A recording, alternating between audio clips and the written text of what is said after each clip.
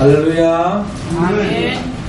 우리를 영원한 생명의 길로 인도하신 우리 주님을 향하여 할렐루야 찬양대에서 귀한 찬양을 올렸습니다. 우리 주님께서 영광 중에 받아주신 줄로 믿습니다.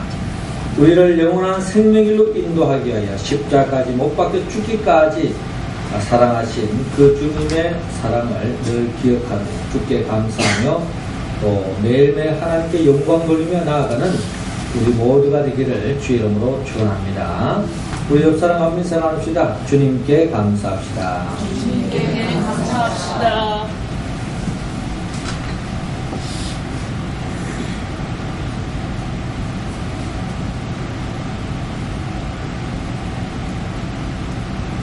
유머 중에 대통령들의 밥솥 시리즈가 있습니다. 역대 대통령의 밥솥 시리즈가 있는데요.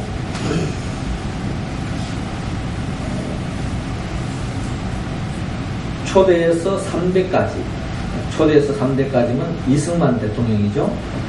이승만 대통령은 미국에서 돈을 빌려 가마솥 하나를 장만했으나 밥을 지을 쌀이 없었다고 합니다.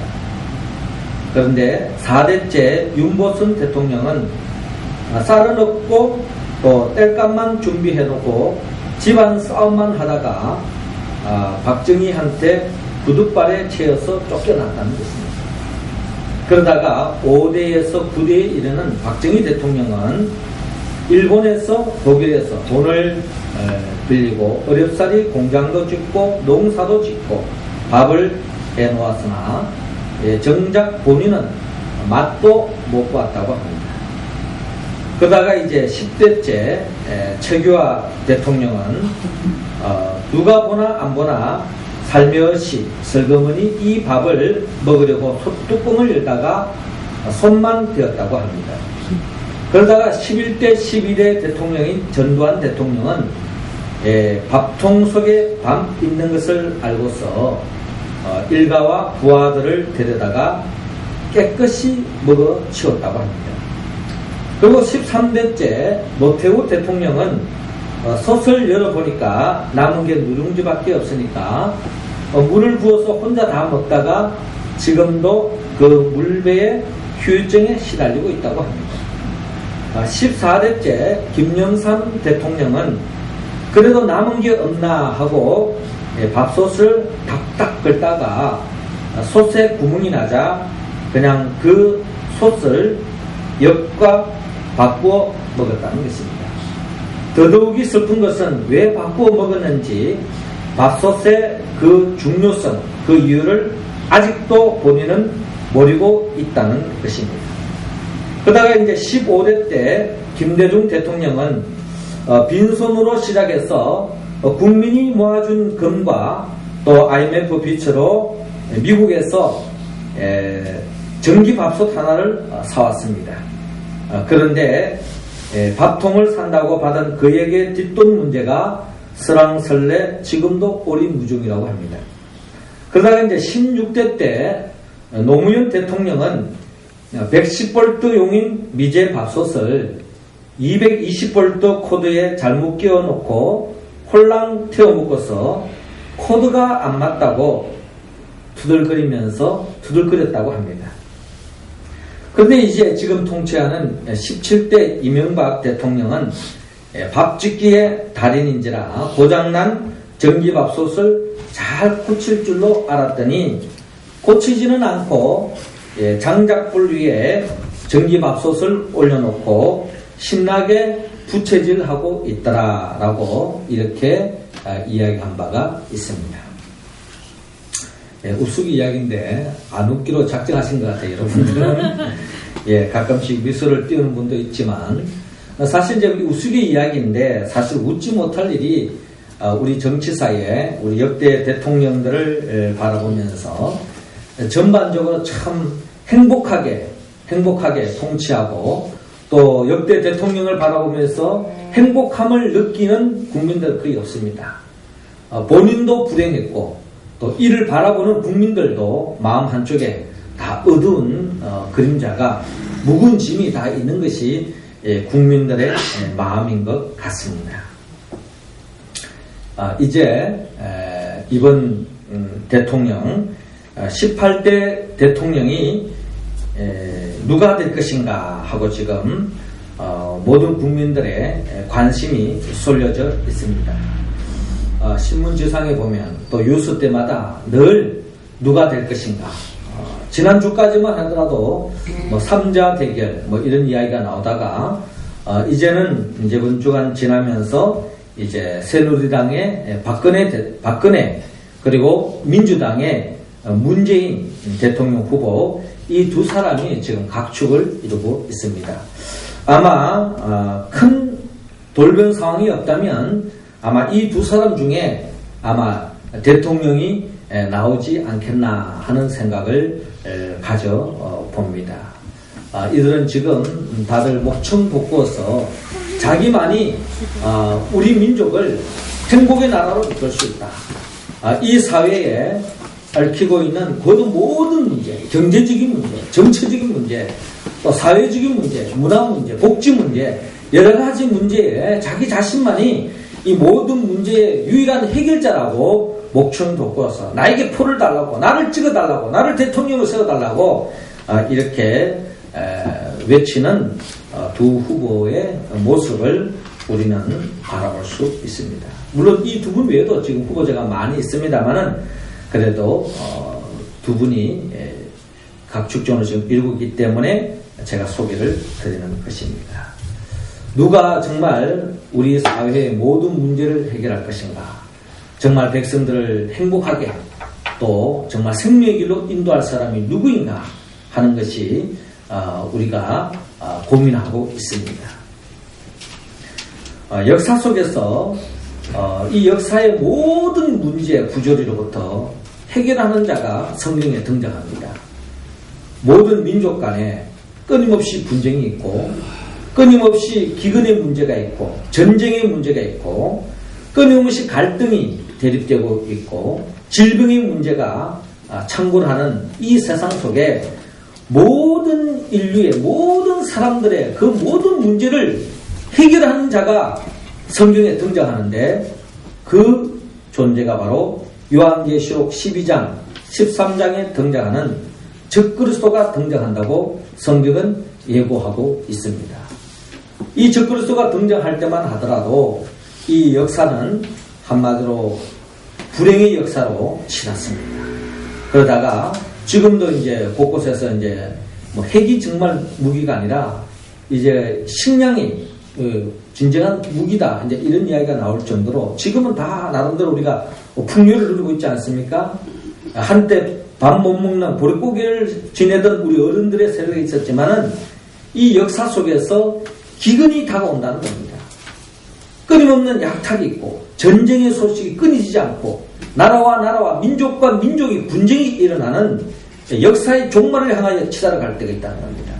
그런데 그 모든 역사의 종말을 치닫고 있는 그때에 문제 해결자가 한 자 등장하는데 그 사람이 바로 적그리스도라고 이야기합니다. 이 적그리스도를 동물의 형상으로 표현하기를 붉은 용이라고 성경은 이야기합니다. 지금도 우리 대권 주자들을 향해서 우리가 다 용이다, 대권 주자들을 잠룡들이다 하면서 대통령이 되고 왕이 되면 용을 이렇게 상징하지 않습니까? 요한계시록에도 이 붉은 용으로 적그리스도를 이야기하고 있습니다. 그래서 이 적그리스도가 등장하면은 그 당시에 안고 있는 이 종말에 이르러가는 이 역사 속에 기근 문제를 다 해결합니다. 끊임없는 전쟁의 문제가 해결되어지면서 평화가 도래된다고 합니다. 그래서 모든 이 세계 사람들은 이 적그리스도를 향하여서 정말 우리의 모든 문제의 해결자다, 진정한 우리의 왕이다 하고 거기에 경배를 한다고 합니다. 그런데 이 실체는 요한계시록에 의하면 이 붉은 용 적그리스도는 결국 옛뱀이요 마귀다 라고 성경은 우리에게 분명히 가르치고 있습니다. 에덴 동산에 아담과 하와를 죽이기 위해서 이 마귀는 뱀의 모습으로 등장합니다. 그래서 하나님이 먹지 말라고 하는 선악을 알게 하는 나무의 열매를 먹게 하죠. 이것만 먹으면 진정한 행복이 온다. 진정한 영생을 누릴 것이다. 진정한 기쁨을 누릴 것이다. 하나님과 같이 될 것이다 하면서 뱀이 유혹합니다. 그래서 아담과 하와는 하나님 주신 그 모든 것보다 감사하지 않고 없는 것을 더욱더 크게 보면서 선악을 알게 하는 나무의 열매를 먹음으로 말미암아 에덴 동산에서 쫓겨나고 결국 죽음을 향하여 달려가는 인생길로 전락되고 말았죠. 그러다가 이제 그 뱀이 예수님 당시에 그 마귀의 실체를 독사라고 이야기합니다. 그래서 많은 무리들을 주님의 진리의 길로 가로막고 또한 멸망길로 인도하는 바리새인과 서기관들을 향하여 주님께서는 독사의 자식들아 라고 이야기하면서 모든 인간을 불행의 길로 이끌어가는 그 무리를 향하여서 독사라고 이야기합니다. 그런 독사가 이제 이 역사의 종말이 이르를 때에 주님이 재림하기 전에 이 땅에 등장하는데 그 존재가 바로 붉은 용 적그리스도라고 성경은 말씀하고 있습니다. 그래서 이 적그리스도가 결국 이 땅의 모든 사람들의 문제를 다 해결해 줄 것처럼 생각하고 아는 게 아니라 그렇게 해결해 줍니다. 갈등이 없습니다. 더없이 분쟁이 없습니다. 먹는 문제, 복지 문제, 모든 어려운 문제, 국방의 문제, 전쟁의 문제 다 해결해 줍니다. 여러분, 이런 정말 우리가 꿈꾸는 대통령, 온 세계를 지배하는 통치자 적그리스도가 등장한다는 겁니다. 그때 많은 사람들은 이 적그리스도를 숭배하고 몸에다가 666인을 달아서 결국에는 그를 따르지만 결국 이 붉은 용 적그리스도는 결국 모든 인간들을 진정한 평안과 생명의 길로 인도하는 것이 아니라 지옥의 구름텅이로 멸망의 길로 인도하는 영적인 실체임을 요한계시록은 우리에게 말씀하고 있습니다. 여러분, 자동차를 누가 운전하느냐에 따라서 이 자동차의 운전수가 누구이냐에 따라서 우리를 목적지로 인도하고 안전하게 또 우리가 원하는 곳으로 인도하기도 하지만 잘못된 운전자가 이 버스를 몰았을 때는 결국에는 사고를 날 수가 있고 죽음의 구름텅이에 빠질 수가 있습니다. 만약에 음주 운전자가 이 운전대를 붙잡고 가보십시오. 분명히 사고 나는 건 당연할 수밖에 없습니다. 어제도 보니까 주말에 경부고속도로에 큰 대형 자동차 사고가 났더라고요. 거기에 보니까 버스가 이렇게 전복을 하면서 사고가 사중 충돌이 이렇게 나고 했는데 그 버스에 타고 있었던 일가족이 죽었어요. 자기 아들이 군대에 가는데 강원도에 군대 면회하러 상경하러 올라오다가 그 가족들이 전부 다 그 자리에서 이 사고가 나가지고 다 죽었다.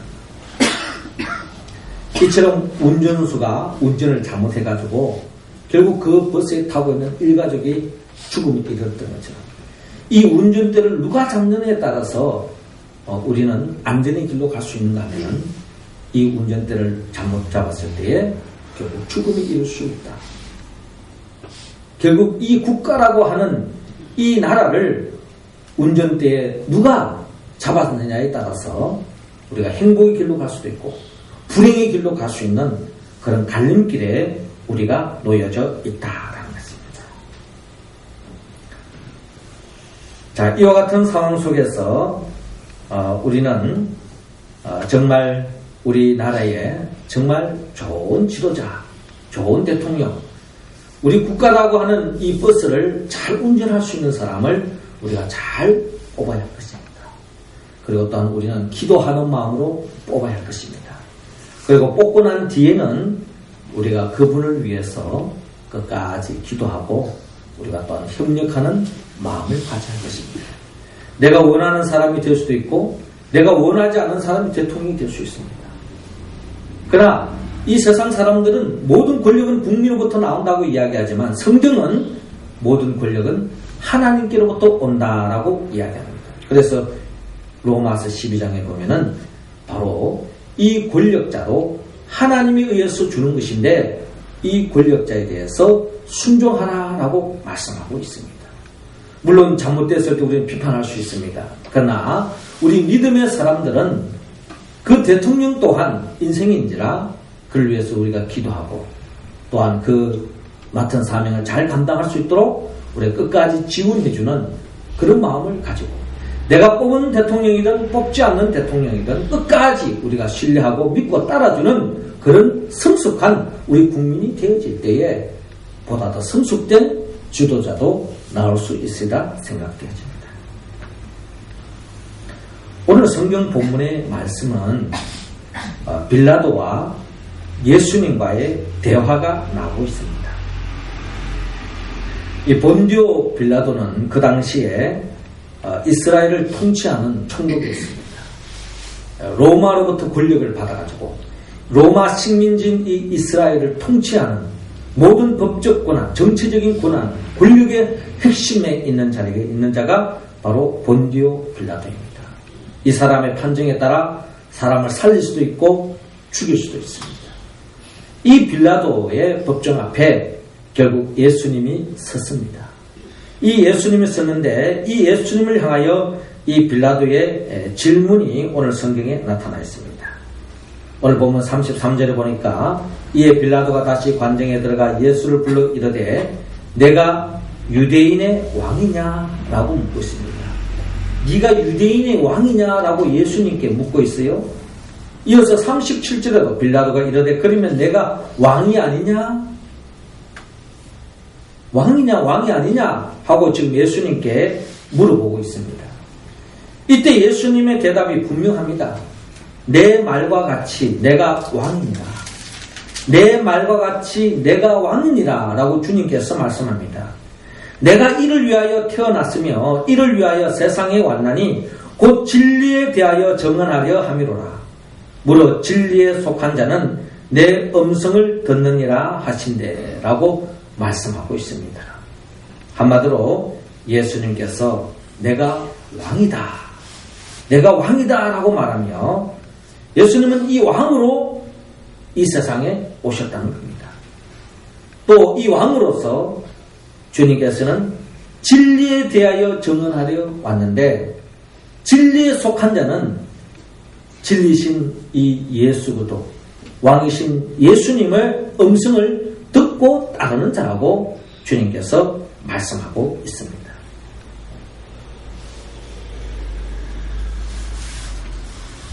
그렇습니다. 예수님은 왕입니다. 이것은 우리의 고백 이전에 예수님께서 친히 오늘 성경 본문을 통하여 내가 왕이니라 라고 주님께서 말씀하고 있습니다.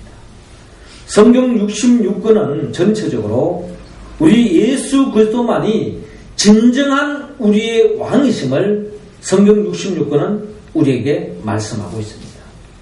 우리는 이 세상에 많은 통치자를 기다리고 메시아를 기다리고 또 우리가 진정한 지도자가 누구인가 찾고 있지만 우리 믿음의 사람들이 진정 고백해야 할 우리의 통치자, 우리의 왕, 우리 정치적 구조로 말하면 우리의 진정한 대통령은 오직 예수 그리스도 한 분밖에 없다 하는 것입니다. 왕이 가져야 할 최고의 사명이 뭡니까? 왕은 백성들을 생명의 길로 인도하는 겁니다. 어떤 왕을 모시냐에 따라서 백성들이 죽음에 이를 수도 있고 어떤 왕을 모시냐에 따라서 백성들이 생명을 찾고 행복의 길로 나아갈 수 있습니다. 그러나 잘못된 왕을 세우면은 결국 우리는 멸망의 길로 갈 수밖에 없고 불행해질 수밖에 없고 죽음에 이를 수밖에 없다는 겁니다. 그러나 우리를 진정한 생명의 길로 행복의 길로 우리를 진정한 복된 길로 인도할 왕은 성경 66권에 오직 예수 그리스도 한 분밖에 없다고 성경은 말씀하고 있습니다. 여기에 5가지 색깔이 있습니다. 이 5가지 색깔은 성경 66권이 무엇을 우리에게 이야기하는가 하는 것을 이 5가지의 색종류를 통해서 우리는 이야기할 수 있습니다. 이 5가지의 색종류는 결국 성경을 통해서 성경이 우리에게 무엇을 말하는가를 우리에게 증거하고 있습니다. 먼저 이 녹색이 있습니다. 이 녹색은 생명을 뜻합니다. 생명. 우리에게는 다 생명이 있습니다. 숨쉬고 있는 이 생명을 품고 있습니다. 그런데 이 생명은 어디서 왔느냐? 성경은 하나님께로서 왔다고 성경은 말씀하고 있습니다. 그런데 하나님이 우리에게 주신 이 생명은 죽는 생명이 아니라 영원한 생명을 하나님이 우리에게 주셨습니다. 그리고 이 생명은 에덴 동산에서 하나님의 나라의 기쁨을 누리면서 영생복락하는 영원히 살 뿐만 아니라 영원히 하나님 나라의 기쁨을 누리는 그런 생명으로 저와 여러분들에게 주셨다는 것입니다. 그런데 저와 여러분들의 생명은 지금 영원한 생명으로 나아가고 있느냐 할 때에 그렇지 않습니다. 저와 여러분들은 결국 죽음에 이를 수밖에 없는 현상을 바라봅니다. 내 자신은 지금 숨쉬고 있지만 내 주위 사람들은 한 사람씩 한 사람씩 죽어가고 있는 모습을 바라볼 때 우리도 언젠가는 죽음에 이르는 종말에 이르는 존재가 저와 여러분들의 모습이라는 것입니다. 그런데 왜 이 영원히 살아야 하는 이 생명이 죽음에 이를 수밖에 없게 되었습니까? 그것은 바로 성경은 바로 죄 때문이다 라고 이야기합니다. 하나님 앞에 죄를 지었기 때문에 죄를 지은 인생은 결국 영원한 생명으로 나아갈 수밖에 없고 나아갈 수 없고 죽을 수밖에 없다고 성경은 말씀하고 있습니다. 그리고 살아있다고 하지만 죄를 지은 사람은 결국 지옥불에 던지십니다. 살아있다고 하지만 저주 속에 절망 속에 탄식 속에 살아갈 수밖에 없는 그런 인생으로 전락되고 말았다는 거예요. 이러한 생명, 죽을 수밖에 없는 생명을 구원하게 하기 위해 이 땅에 오신 분이 있는데 그분이 바로 우리 주 예수 그리스도라는 겁니다. 왜 예수님이 우리 진정한 이 죽을 수밖에 없는 생명을 구원하시느냐? 그분이 우리의 죄의 문제를 해결하기 위하여 우리의 모든 죄를 짊어지고 예수님께서 십자가에 못 박혀 죽었다는 것입니다. 죄를 지은 사람은 다 죽을 수밖에 없지만 예수님께서 저와 여러분들의 모든 죄를 짊어지고 십자가에 못 박혀 죽음을 통하여서 죄의 문제를 해결했다는 거예요. 그래서 단지 저와 여러분들은 예수님, 나를 위하여 십자가에 피를 죽으신 그 예수님만 믿기만 하면 저와 여러분들은 죄의 문제가 해결되어지고 결국 영원히 죽지 않고 영원한 생명이 잇대어 살아갈 뿐만 아니라 죽어서 지옥 가는 것이 아니라 천국에 이르는 생명이 되는 줄로 여러분 믿으시기 바랍니다. 그러기 위해서는 저와 여러분들이 예수를 믿어야 됩니다. 예수만 믿기만 하면 우리의 죄가 어떠한 죄를 지었다 할지라도 예수만 믿으면 우리의 죄는 흰같이 양털같이 깨끗하게 씻음받을 수 있다라고 성경은 말씀합니다. 더 나아가 예수를 믿고 나아가면 저와 여러분들은 더 이상 멸망길로 지옥길로 가는 것이 아니라 하나님이 예비해 놓으신 천국에 갈 수 있다고 성경은 말씀합니다. 그러므로 저와 여러분들은 예수만 믿기만 하면 죽어서 천국 갑니다. 하나님이 예비하신 천국길로 인도해 주신다는 거예요. 뿐만 아니라 우리는 이 땅에서 주님의 통치하심을 따르고 주의 말씀대로 살아가면 우리는 이 세상 속에서 하나님의 나라를 미리 맛보며 살아갈 수 있다고 성경은 우리에게 약속하고 있습니다. 어떤 사람? 예수 그리스도를 나의 주 나의 하나님으로 믿고 예수를 그리스도라고 고백하는 사람, 예수를 그리스도라고 고백하는 사람, 예수님이 내 인생의 왕이라고 고백하는 사람, 내 인생의 주인이요 내 인생의 진정한 왕이라고 고백하고 나아가는 사람은 주님의 통치하심을 따라서 영원한 생명을 얻고 하나님의 나라를 누릴 줄로 여러분 믿으시기 바랍니다. 그렇습니다. 성경은 우리에게 증거합니다. 우리의 진정한 왕, 우리의 진정한 생명, 우리의 진정한 행복, 우리를 영원한 하나님의 나라의 기쁨으로 인도할 수 있는 분은 이 세상 그 어떠한 통치자, 어떠한 왕, 어떠한 대통령이 아니라 오직 한 분, 우리의 왕 예수 그리스도임을 성경은 우리에게 말씀하고 있습니다. 그러므로 오늘 주님께서는 오늘 빌라도와의 대화 속에 이런 말씀을 하십니다. 36절에 보니까 내 나라는 이 세상에 속한 것이 아닙니다. 만일 내 나라가 이 세상에 속한 것이었더라면 내 종들이 싸워 나로 유대인들에게 넘겨지지 않게 하였으리라. 이제 내 나라는 여기에 속한 것이 아니니라 라고 말씀하고 있습니다. 자, 여기서 우리는 우리가 붙잡아야 할 나라, 그것은 바로 이 세상에 속한 것이 아니라고 주님께서 분명히 말씀합니다. 우리가 영원히 살아야 할, 우리에게 진정한 행복과 영원한 생명을 안겨줄 나라가 이 땅에 있다면 우리는 정치가들처럼 목숨을 걸고 수단과 방법을 가리지 않고 권력을 잡아야 합니다. 주님께서 우리의 진정한 행복을 안겨주는 나라가 이 땅에 있었더라면 아마 주님은 십자가에 못 박아 죽지 않았을 거예요. 베드로가 원하는 것처럼, 가룟 유다가 원하는 것처럼 이 세상 속에서 칼을 들고 그 당시에 모든 권력을 가지고 있는 자들 다 없애버리고 하나님의 나라, 메시아 왕국을 만들었을 것이에요. 그러나 주님은 우리의 모든 인생의 진정한 우리의 종착점은 이 세상이 아니라는 거예요. 여기가 아니고 하나님이 예비하신 하나님의 나라가 있다는 것입니다. 우리는 이 세상은 단지 거쳐가는 임시처소에 불과하다는 것입니다. 우리의 진정한 종착점은 새하늘과 새 땅이요 하나님의 나라는 것입니다. 그러기에 주님은 이 세상의 모든 것을 속지 않습니다. 그리고 주님은 모든 것을 베풀었습니다.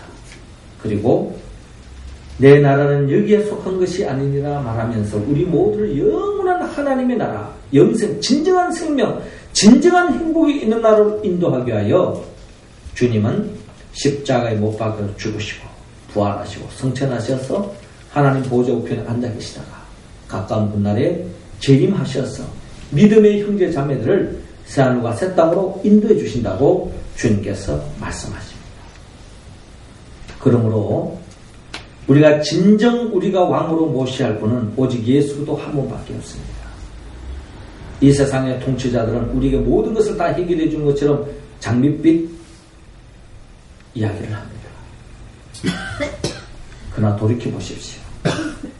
시작할 때는 다 거창하게 시작하지만 끝날 때는 다 실망을 안겨주고 다 모든 사람들이 그렇게 심사숙고하고 뽑아놓고도 지나보면은 후회하는 것이 우리들의 모습입니다. 대통령의 부족함도 있지만 우리 인생이 그렇다는 겁니다. 왜? 이 세상에 우리의 진정한 만족을 채울 곳은 이 세상에 없다는 겁니다.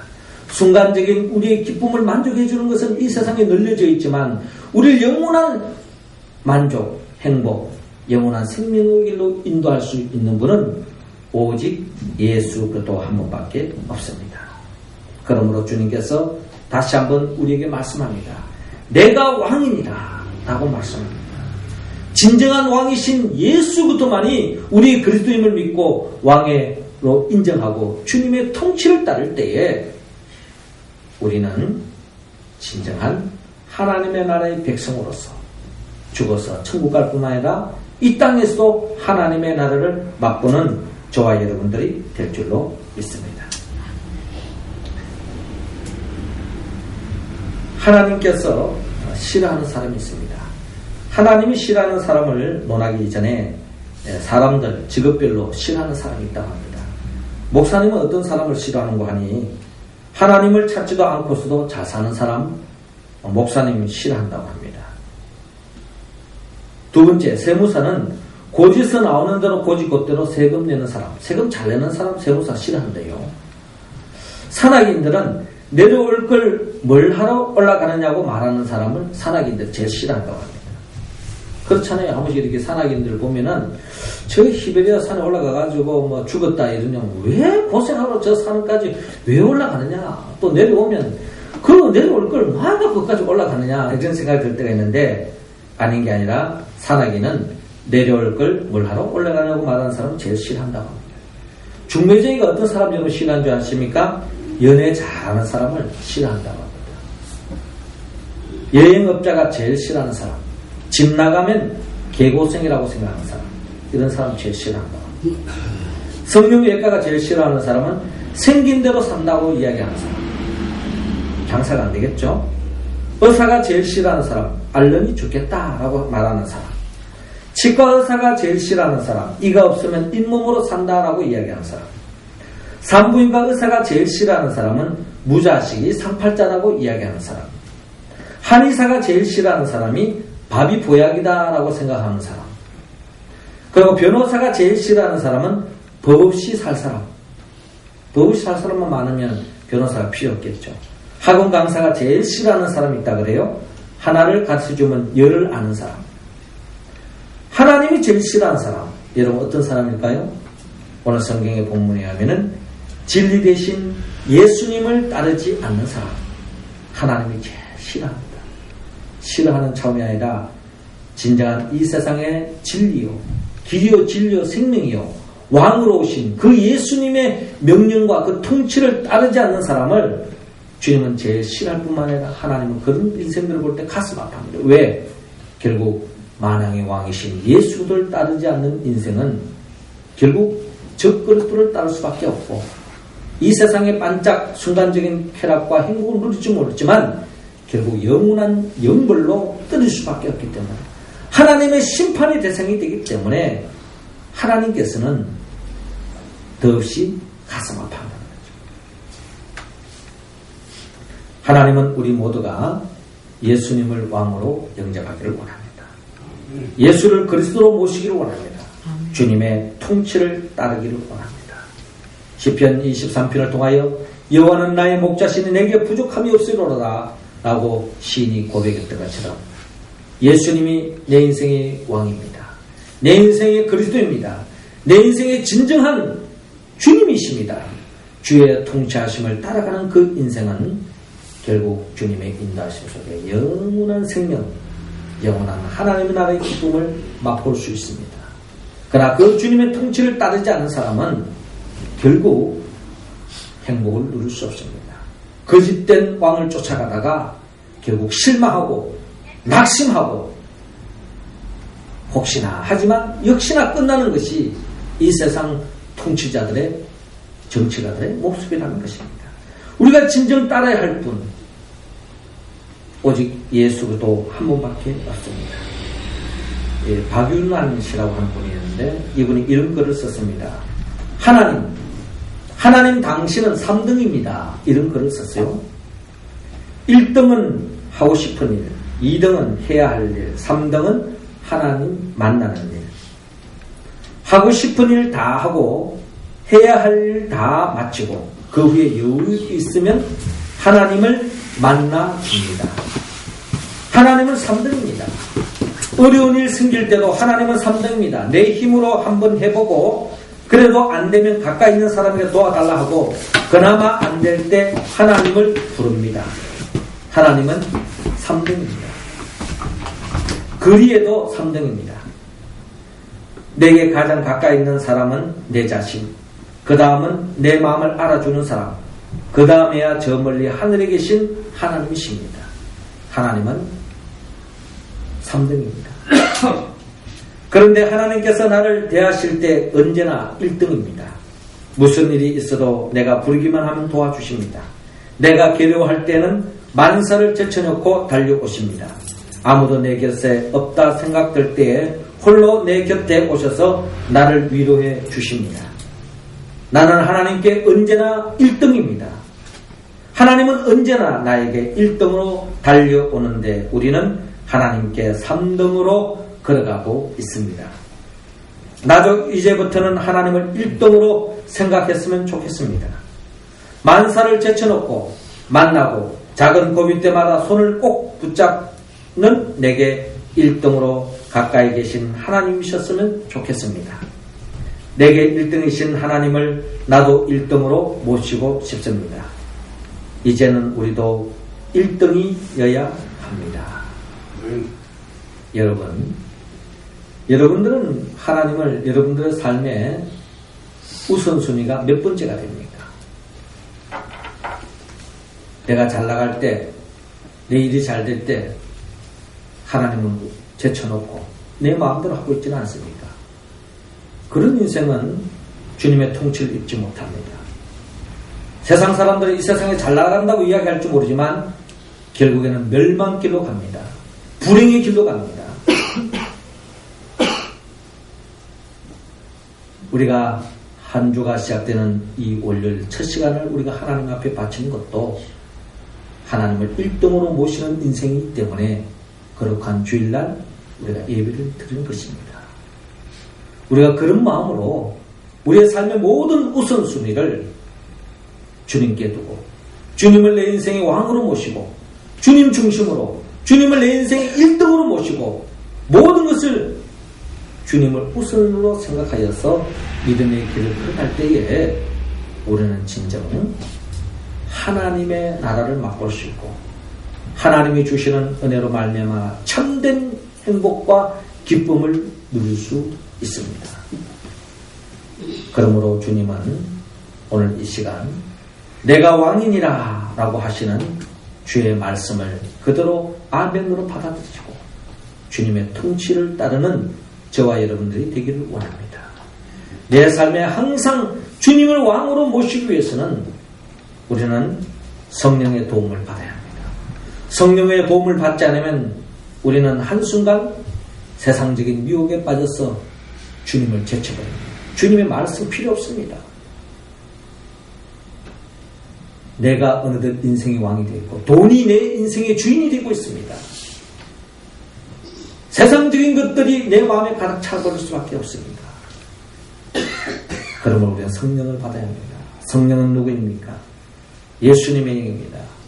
예수님은 우리를 위하여 천지 만물을 창조하시고 우리를 구원하기 위하여 말씀 육신의 이 땅에 오셨고 우리의 모든 죄를 짊어지고 십자가에 못 박아 죽으시고 부활하시고 성천하시고 지금도 하나님 보호자 우편에서 우리를 위하여 성령을 보내주시고 성령의 도움을 받은 자들이 결국 주의 몸된 교회를 섬기고 주의 몸된 교회 중심으로 살아가는 그 인생길을 하나님께서는 하나님 나라를 맛보게 하시고 영원한 그 하나님 나라를 맛보게 하기 위하여 주님은 재림하여 오십니다.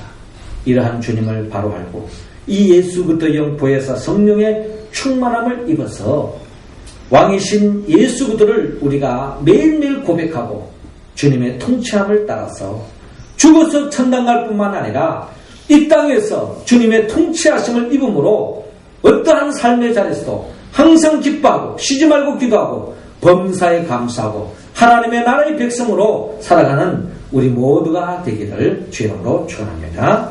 기도드리겠습니다.